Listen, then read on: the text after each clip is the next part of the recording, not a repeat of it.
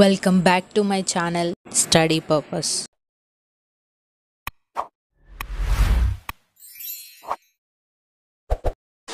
Hello friends, మనం రీసెంట్గా apply చేసుకున్న జీడిఎస్ పోస్టల్ రిక్రూట్మెంట్ రిజల్ట్స్ అనేవి సెకండ్ లిస్ట్ అనేది రిలీజ్ చేశారు. ఇది ఎలా మనం ఫోన్లోనే డైరెక్ట్గా చూసుకోవాలో ఇప్పుడు చూసేద్దాం. మనం క్రోమ్ యాప్లోకి వెళ్ళేసి జీడిఎస్ పోర్టల్ రిక్రూట్మెంట్ అని టైప్ చేయాలి. ఇందులో ఇలా ఇంటర్ఫేస్ అనేది వస్తుంది. సో ఇలా ఇంటర్ఫేస్ వచ్చిన తర్వాత మన ఫోన్ అనేది డెస్క్టాప్ మోడ్లో ఉందో లేదో సైడ్కి వెళ్ళి ఇలా సైడ్ డాషెస్లో ఉంటుంది. ఇలా సైడ్ డాషెస్లో చూసుకుంటే మనకి ఈ విధంగా ఇంటర్ఫేస్ అనేది ఓపెన్ అవుతుంది.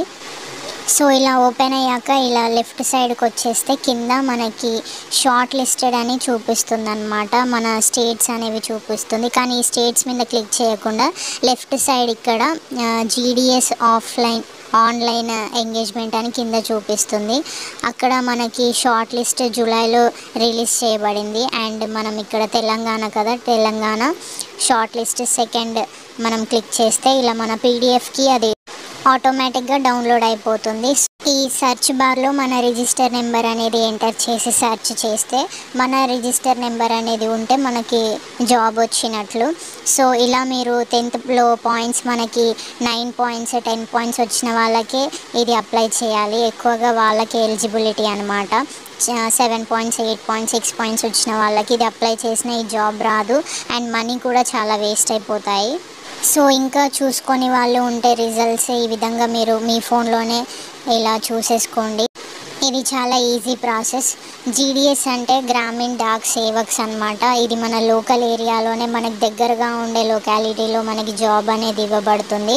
సో ఒకవేళ మీరు ఇది ఇంట్రెస్ట్ చూపించాలి అనుకుంటే కేవలం మనకి 9 పాయింట్స్ 10 పాయింట్స్ 10th వస్తేనే ఇది అప్లై చేసుకోవాలి.